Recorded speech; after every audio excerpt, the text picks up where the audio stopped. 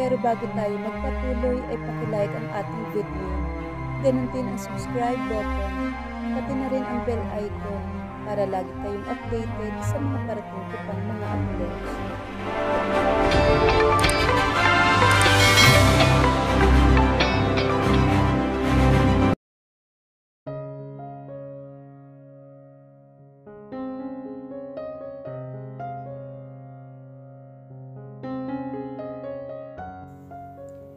Laura has DID or dissociative identity disorder, or also known as multiple personality disorder, caused by her traumatic experience when she was a child. Claudia POV. Hindi na naman siya pinapansin ni Adam, kahit to the flirt siya dito. Pinaghandaan niya pa naman ang event na ito dahil alam niyang dadating ang magkapatid na Lagdameo. Ginasgas niya na naman ang husto ang credit card limit niya sa pagbili ng designer dress na suot-suot niya ngayon. Pero ni hindi malang siya sinulya pa ni Adam. Buong atensyon nito ay nakatuon lang kay Laura. Simula pa nang makita nila itong pumasok kasama ni Alonso. That freak?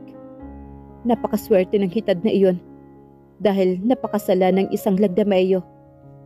Ano bang mayroon sa babaeng iyon at pati si Adam na aagaw ang atensyon? She's not even pretty. At napaka-weird pa niya.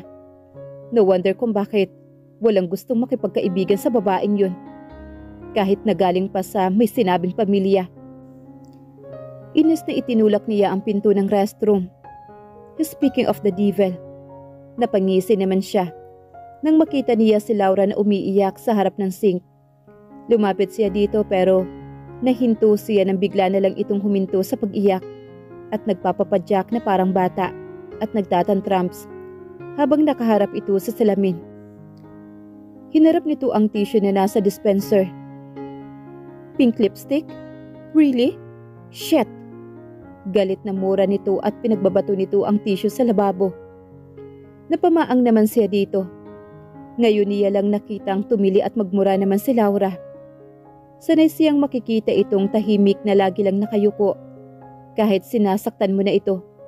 Well, mukhang nagpapakitang tao lang talaga ito, lalo na sa harapan ng mga Lagdameo. What a cunning bitch. Nakangising nilapitan niya ito at tinabihan sa sink. Binuksan niya naman ang clutch bag niya at kinuha ang dark red lipstick niya. Pero hindi pa naman iyon na ilalapat iyon sa bibig niya nang biglang agawin iyon ni Laura. What the? Nagulat na nasigaw niya rito. Hey, that's mine, bitch. Sigaw naman niya kay Laura. Itinirik lang nito ang mga mata at baliwalang ginamit ang lipstick niya. Ang kapal ng mukha nito. That's Kylie Jenner limited edition matte lipstick at gagamitin lang ng freak na ito. Galit na hinampas niya ang likod ng ulo nito ng clutch bag niya. Dahil sa ginawa niya, nangudngod ito sa lipstick. Kaya lumampas iyon. Napangiti naman siya. Unti-unti itong lumingon sa kanya. Kaya naman unti-unti ding nawala ang ngiti niya. Lalo na nang makita niya ang mukha nito. Nanlilisik ang mga mata nito na nakatingin sa kanya. Napalunok siya dahil bigla siyang kinakabahan sa mga tingin nito. May kakaibang kilabot ang hatid ng mga tingin nito sa kanya. Kusang napaatras ang paa niya na mag-umpisa itong humakbang papalapit sa kanya. Hey! Aniya dito. Ang ayoko sa lahat ay ang binabatukan ako. Wika nito. Miski ang boses nito ay nag-iba ng tono. Naging mapanganib at nakakatakot.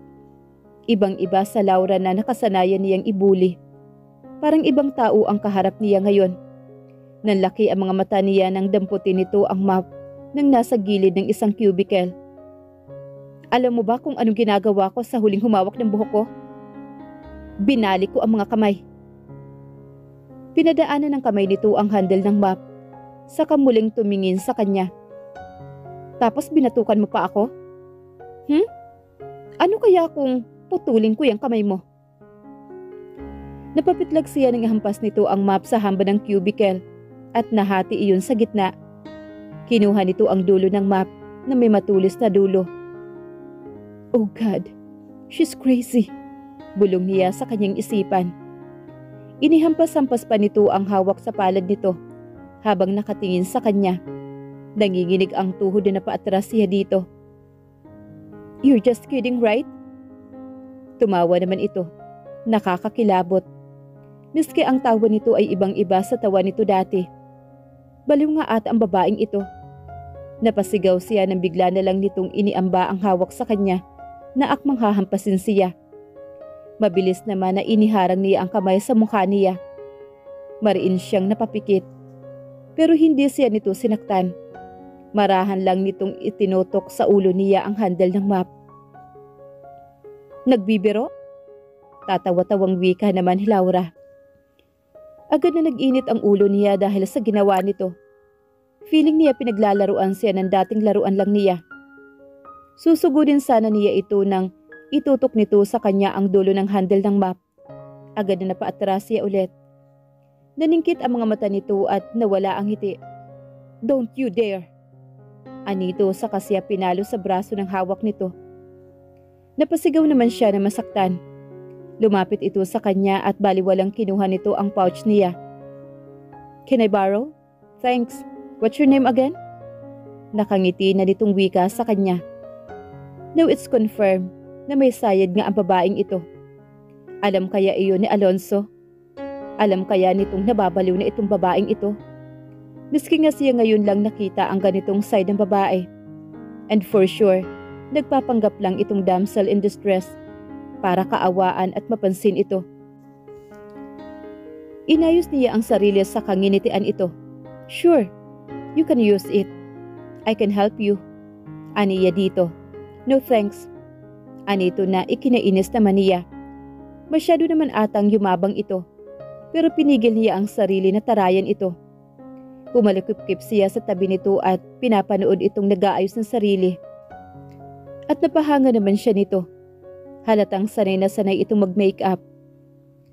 Naging smoky ang mga mata nito at mas lalong tumingkayad iyon nang lagyan nito ng liquid eyeliner ang lid ng mga mata nito. Kinuha din nito ang ponytail niya at inipitan ang buhok tumesiban.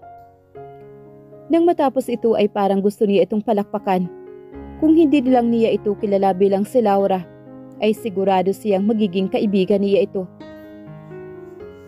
Naagaw ng isang babae ang atensyon niya.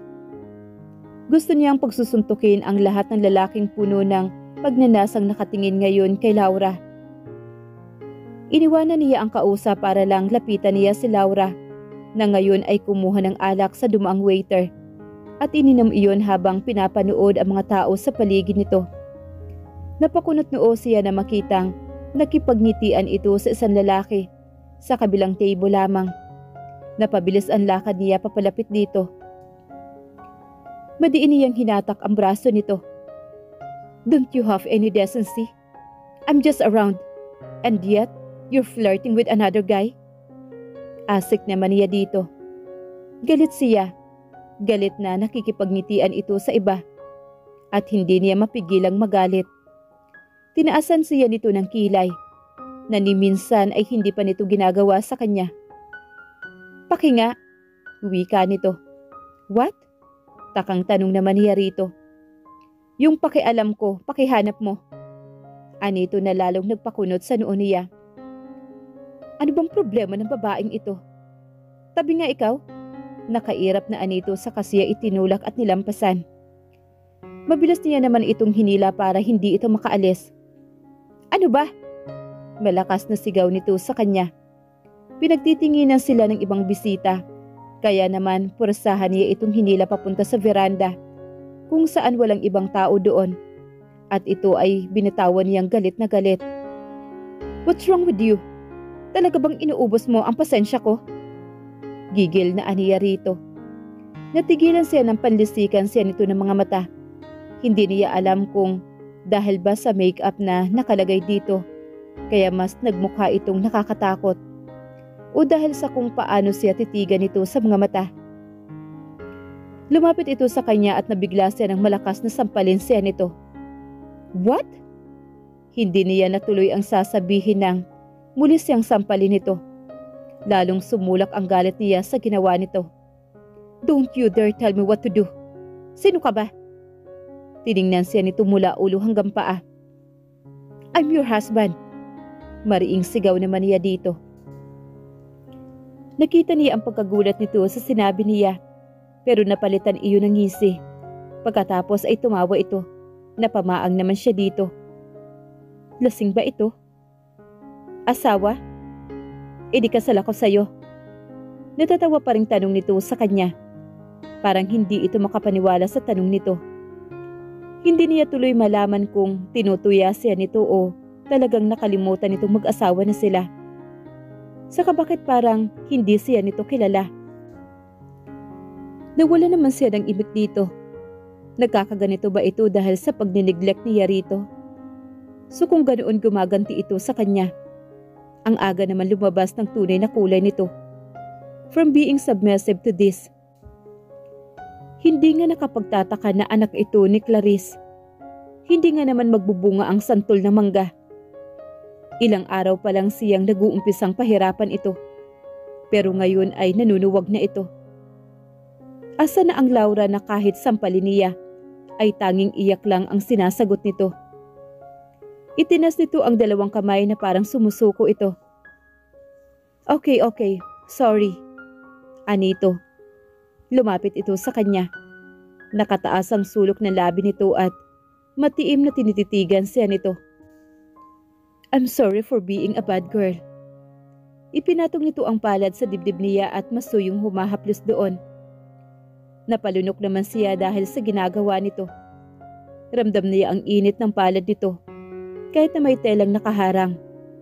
Kinagat nito ang ibabang labi sa kalumapit sa kanya, at idinikit ang labi nito sa tainga niya. I'm sorry, master. Do I need to be punished? Will you spank me harder? Parang may libo-libong kuryente ang nanulay sa himaymay ng laman niya dahil sa ibinulong nito. Amoy alak ang labi nito, pero mas lalo iyong nagpapainit sa pakiramdam niya. Napapikit siya at parang nakita niyang si Laura na nakaluhod sa harapan niya nang walang saplot at nakapatong ang dalawang kamay sa hita nito at naghihintay ng parusa mula sa kanya. Shit! Mura niya nang ma-realize kung ano ang nagiging epekto nito sa kanya. Napamulat siya at nakita niya na nakatunghay na pala ito sa kanya. Umatras siya papalayo dito. Hindi siya dapat magpa-apekto. Hindi siya mahuhulog sa pagdinasang nararamdaman niya para dito. Ngumiti naman ito ng matamis sa kanya saka pinagsalikop ang mga kamay sa likod nito. I'll be a good girl, I promise. Itinaas pa nito ang kamay na parang nanunumpa ito. But for now, I need to go. And tumikim siya para mawala ang bara sa lalamunan niya. Where do you think you're going? Tanong niya dito na pilit nilalaki pa ng galit ang tinig. Pero bigo siya. Hindi niya maiwasang mapatingin sa mga labi nito. Parang nararamdaman niya pa iyon sa kanyang lieg. Nagkipit balikat ito saka nagseryoso na mukha. I need to see my father. It can't wait tomorrow. Ipapahatid kita bukas sa inyo. Uuwi na tayo. Aniya dito sa kamuli sana itong hahawakan para akaya ng umuwi. Pero iniiwas nito ang kamay sa kanya. Mauna ka na. Walang emosyong anito. Sa kamabilis nang iniwanan siya. Wala na siyang nagawa kundi sundan na lang ito ng tingin. Lyra POV. Laura Other Personality. Stupid! Nakangising pinaikot niya ang kamay ang susi ng sasakyan nang nagpakilalang asawa niya. Hindi malang nito napansin na nadukot na niya mula sa paket ng suit nito ang susi nito. Kailangan niya makauwi ng mansyon para makaharap ang ama bago pa man bumalik ang kontrol ni Laura sa katawan nila. Dumiretso siya sa parking lot. Napamura na lang na makita ang mga nakahilarang kotse sa parking lot. Napakadami noon at hindi malang niya alam kung anong klaseng sasakyan mayroon ang lalaking iyon. Naglakad siya sa gitna. Tinatapat at pinipindot niya ang alarm ng susi sa bawat madaanan niyang kotse. Nakakapagod. Malamang sa taas ba naman ang heels niya? Hindi nakakaganda ang ginagawa niya. Kaya naman halos mapatalon siya nang tumunog ang isang McLaren. Lalapit na sana siya doon nang may tumikim sa kanyang likuran. Napalingon siya doon at nakita niya ang isang lalaking nakasuot ng black polo na nakatupi ang mangga sa siko nito, habang hawak ang susi nito. Nakatingin sa kanya ang magkahalong asul at berdeng mga mata nito. He has a sharp jaw na may mga tumutubo ng stubble sa pisngi at baba nito. Matangos ang ilong nito na ibinagay sa makapal na kilay nito. All in all, 10/10 ang rating nito para sa kanya. Ngumiti ito sa kanya. Hi, malanding aniya dito. Kumunot naman ang noo nito. Lumakad ito papalapit sa kanya at kahit ilang di pa lang ang layo nito, amoy na ang pabango nito. Nanunuot iyon sa ilong niya pero hindi masangsang. Very manly yet, hindi naman ganoon katapang. Hi, anito sa patanong. Pati boses ay katakam-takam. Ang sarap maghubad sa harapan nito. Hi, I'm Lyra. Pakilala niya dito. Saka inilahad ang kamay. Lyra? Parang nagtataka at hindi malaman kung kukunot o tatawa ba ito. Yup, that's me. I'm just Lyra. No surname. Kinindatan pa siya nito. Tumawa ito ng mahina na nakapagpakabog sa puso niya. Why does man look so adorable when he laughed? Lumiliit ang mata at numinipis ang mga labi nito. Iniabot ito ang kamay niya pero hindi para makipagkamay kundi higitin siya. Kaya naman napangudngod siya sa dibdib nito. You're drunk? Anito sa paos na boses. Napalunok naman siya. His chest is so hard. Nginitian niya ito at bahagya pang ikiniling ang ulo niya. Ano ba naman yung makipaglandian siya saglit bago puntahan ang kanyang ama? Ipinulupot niya ang kamay sa batok nito. I am? Nang aakit na tanong niya dito. Kita niya ang pagdidilat ng itim na mga mata nito. Oh baby, do you want to take me home? I'm free tonight. Humigpit ang hawak nito sa kanya at mas lalong tumiim ang mga titig nito. I don't want to take you home, Laura. I want to run with you. Away from all of this. In a world I can own you. And in a place that I can love you without limitation. Without past that will hunt us down. Ikinulong ng mga palad nito ang mukha niya. Will you come with me? Nasa mga mata nito ang determinasyon at pag-asam. Napamura siya sa kanyang isipan. So this fuckable man knows Laura. Napakagat siya sa labi niya para pigilin ang pagniwi niya. Binaklas niya ang kamay nito na nakasapo sa mukha niya. Bakit ba ang daming kilalang gwapo ng alter niya? Marunong nang lumandi ang bruha. Your offer is too tempting but it's too much. I have a lot of things to do. And running away from here, it's not good idea. Maybe next time. Aniya dito sa kaswal na boses. Sabay kibit balikat niya. Napakurap-kurap ito at bahagya ng napanganga dahil sa sinabi niya. Hindi na niya inantay ang sagot nito. Naglakad na siya papalapit sa McLaren P1 at binuksan ang pintuan nun. Pero muli iyong tumunog bago pa man niya mabuksan. Napalingon siya sa lalaking kausap niya lang kanina. Wala ng emosyon ang mukha nito. Nakapamulsa ang isang kamay nito at ang isang kamay naman ay may hawak na susi at nakatutok sa McLaren P1. Adam Lagdameo POV. That's my car. Malamig na aniya kay Laura. Naiinis siya dito at gusto niya itong sakalin. He almost confessed to her. Pero bigla siya nitong tino-turn down. Pahiya siya at hindi lang iyon. Nasaktan pati ang puso niya. Kung hindi nga lang nakakahiya, hinilot-hilot niya ang dibdib niya dahil ramdam niya ang kirot ng tanggihan nito ang alok niya. Seryoso siya nang alukin niya itong magpakalayo-layo sila. Umabot na siya sa punto na yon. Yung handang talikuran ang lahat. Makasama lang ito. Alam niyang may problema ito kay Alonso. At simula nang maabutan ito ni Alonso sa kwarto niya, hindi naman siya bulag at bingi para hindi makita kung paano ito itrato ng kapatid niya. Dumidistansya lang siya dito dahil ayaw niyang mas lalo itong mahirapan. Nakakatawang isipin na nagkabaliktad ang sitwasyon nilang magkapatid ngayon. Noon siya nagpapahirap kay Laura at si Alonso ang nagtatanggol dito. Pero ngayon siya naman ang gustong protektahan ito laban sa kapatid niya. Sorry, anito na itinaas pa ang dalawang kamay saka itinirik ang mga mata. Nangunot ang noo niya sa inaakto nito. Marami ba itong nainom? Amoy alak ito pero hindi naman ito mukhang lasing. And there's something strange to her. The way she look and talk, it's not like the Laura she know. Nilapitan niya ito na ngayon ay nakahalukip-kip at mataray na nakatingin sa kanya. Nakataas ang kilay nito at matalim ang tingin. O dahil lang iyon sa make-up nito na may kakapalan. Hindi niya gusto ang ayos nito. Mas maganda ito na walang make-up dahil mas mukha itong inosente. Hindi niya ito agad nakilala nang lumabas ito ng restroom kanina. Kung hindi niya ito kilala, iisipin niyang ibang tao ito. Hindi niya makita ang inosente at mahiyaing si Laura ngayon. Kitang-kita niya ang inggit sa mga mata ng mga babaeng nadadaanan nito. At bakit hindi nga ba?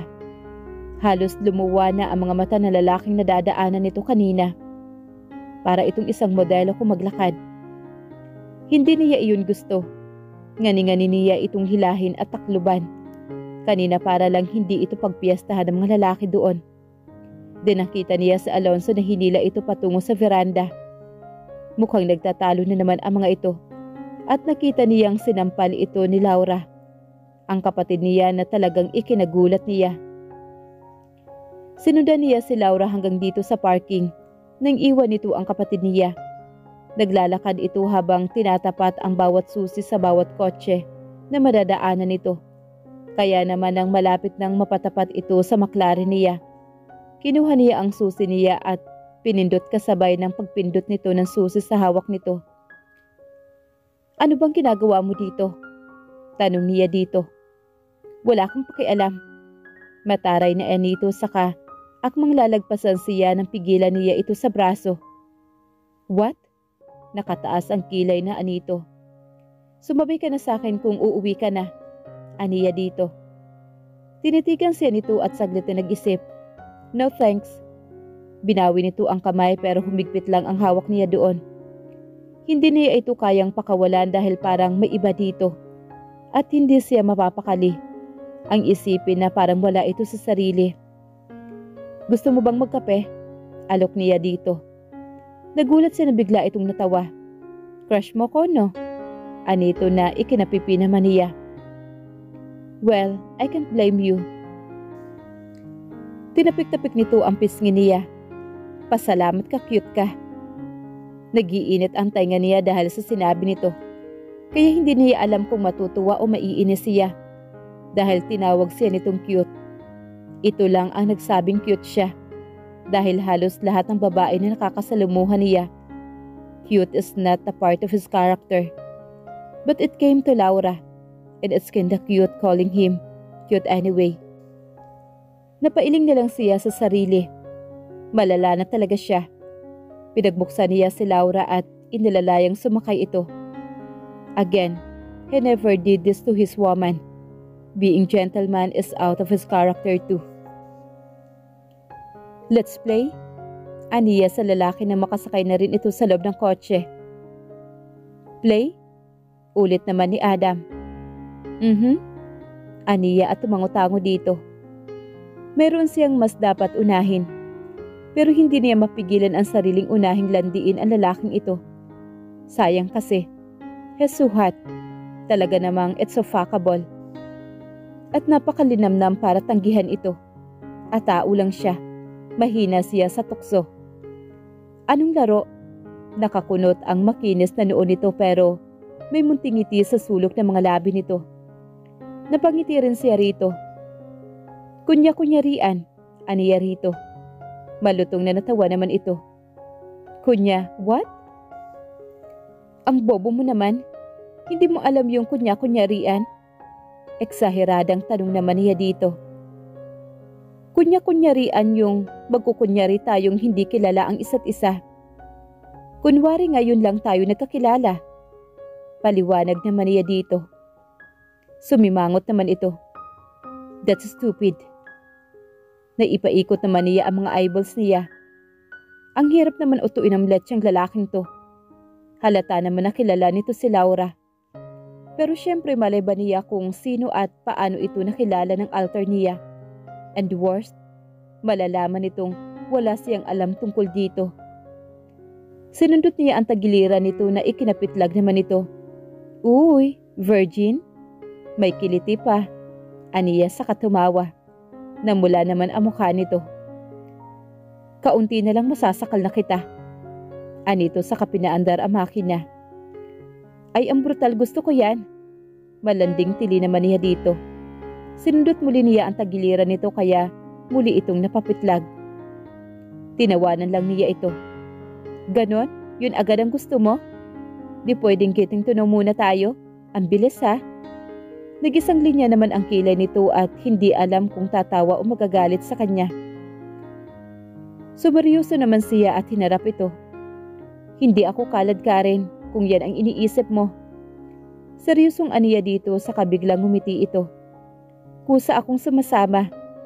Kinikindatan niya pa naman ito sa katumawa ng malakas. Napanganga naman ito sa kanya pagkatapos ay umiling-iling ito. Is this part of your game? Isa ba sa rules ng laro na gusto mo ang magbago ng personality? Seryosong tanong naman ni Adam sa kanya. Let's pretend that we don't know each other. And this is the first time we'd met. That's crazy. Wika naman ito. Yeah, sang-ayon niya sa sinabi nito. Baliw na nga siguro siya dahil mas pinipili niyang makipaglokohan dito kaysa puntahan ang daddy niya at alamin kung saan ito itinago si Clarice. Pero hindi niya magawang iwanan ito. Mayroong bahagi niya ang gustong makasama pa ito at mas makilala. Is it love at first sight? Natawa siya sa naisip niya. Is she capable to love someone? She don't think so. Maybe it just lost in attraction. Maybe she was attractive to this delicious man beside her. Magpakabaliw tayong dalawa, kahit ngayong gabi lang. Nginitian niya ito ng nakakaakit. Sa kapinaraanan ang mga daliri sa pisngi nito. I'm Lyra. And you are? Pakilala niya dito. Mahinang natawa ito at umiling-iling. I'm Adam. Nice to meet you, Lyra. Anito sa kanya. Gusto niya mapasinghap sa mga titig nito sa kanya. At ang marinig ang pangalan nito ay tila tumatambol ang puso niya. Nakakaloka. Dapat nga palang pigilan niya ang sarili. Pero para siyang gamo-gamo na naaakit sa amoy nito. I like your name. Aniya rito. Ngumiti lang ito sa kanya. Where to? Tanong nito sa kanya habang minamaniobra nito ang kotse nito. Kahit saan. While you're driving, let's play Q&A. Siguro naman alam mo na yun. Aniya sa katumagilid ng upo paharap dito. Ang kamay naman niya ay nasa likod ng ulo nito at sinusuklay-suklay ang buhok nito. Naramdaman niyang natitense ang katawan nito at humihigpit ang hawak sa manibela. Tumango ito sa tanong niya pero ang mga mata ay nasa daan. How old are you? Tanong naman niya rito. 21. Nakailang girlfriend ka na ba? Can't remember. Napaismid naman siya. Ilan na ba ang naka-intimate mo? Mabilis na sinulya pa naman siya nito. I can't remember. Kunot noong sagot naman ito sa kanya. 10? Umiling-iling naman ito. Lower? Umiling uli ito sa kanya. Higher? Tumango naman ito. Oh my God, pudpud na siguro yung ano mo ano? Aniya na ibinitin ang sasabihin sa katumingin sa kandungan nito. Natawa naman ito na mapansin kung saan siya nakatingin. Pwede mo naman tingnan kung gusto mo. Nakangising wika naman ni Adam. Ayoko baka tuklawin ako. Tanggi niya sa katumawa naman. Napansin naman niyang natahimik ito dahil sa sinabi niya. Pinagapang niya ang mga daliri papunta sa tainga nito at nilaro-laro iyon. Naramdaman niya ang pagkatense ng katawan nito. Ako naman ang magtatanong. Wika naman ni Adam. Nagipit balikat naman siya. Wag lang mata, may hina ako doon. Biro niya na siya lang din naman ang natawa. Who are you? Tanong naman ito sa kanya. Natigil ang pagtawa niya dahil sa tanong nito. Seryoso ang mukha nito habang nakatutok ang mga mata sa kalsada. You are not my Laura, aren't you? Tuluyan ang nabura ang ngisi sa mga labi niya. Pati ang kamay niya na nasa tainga nito ay tumigil na sa paghaplos doon. What are you talking about? Bahaw siyang tumawa para pagtakpan ang kabang bumabalot sa kanya. You know what I'm talking about.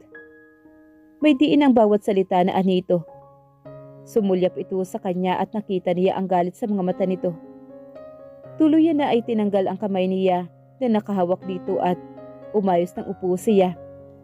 Mukhang hindi niya nagugustuhan ang susunod na topic nila. Dapat ay layuan niya na ito.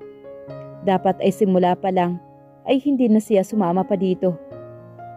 Itabi mo, aniya. Pero imbes na ihinto nito ang sasakyan, ay lalo nitong bilisan ang pagpapatakbo.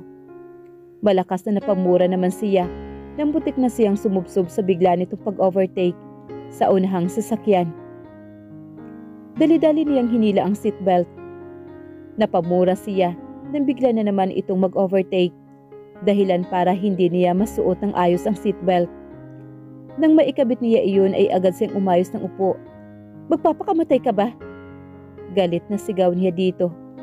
Mas baliw pa ata ito kaysa sa kanya. Worse, Laura. Sigaw din ito sa kanya. Dead. She's dead. Nangangalaiting sigaw naman niya dito.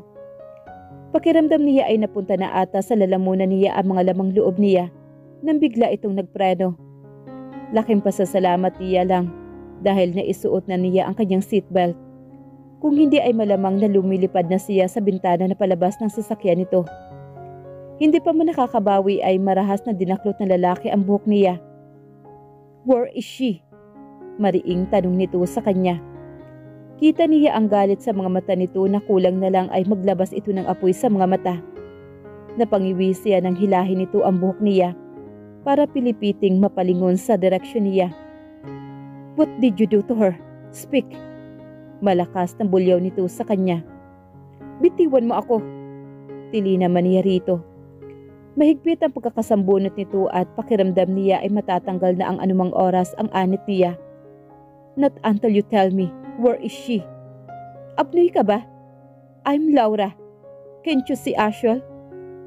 You are not her. Laura will never talk like that. Oh really? You know her that much? Why? Do you like her? Napangiti naman siya na makitang natigilan ito at matagal na napatitig sa kanya. Pero saglit lang iyon. Agad na nagdilim ang paningin niya rito. Pagkatapos ay inabot ng ilalim ng inuupuan nito at hinugot doon ang isang baril na nakapagpalaki sa mga mata niya. Lalo na nang itutok nito iyon sa kanya. Where is she? I am Laura. Muli siyang napamura. Kinakabahan na siya nang dumiin ang dulo ng baril sa pisngi niya. Okay. Magpapaliwanag ako. Bahagya nitong inalayo ang baril sa pisngi niya. Pero nanatili pa rin nakasambunot ito sa kanya. Magpaliwanag ka na.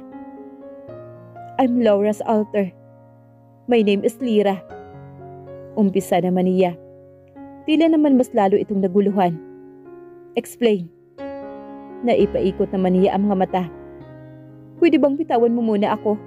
Baka maubos ang buhok ko niyan. Sarkastikong aniya dito. Pabalang naman siya nitong binitawan sa katiningnan siya nito ng matalim. Don't waste my time. Have you heard the ID? Aniya habang sinusukli ang buhok gamit ang mga kamay. Dissociative Identity Disorder. Napakunot ang noo nito. Multiple personality? Aha, bingo. Saglit itong natahimik at nanatiling nakatingin sa kanya. Ako si Laura ay iisa. Si Laura ay ako. At ako ay si Laura.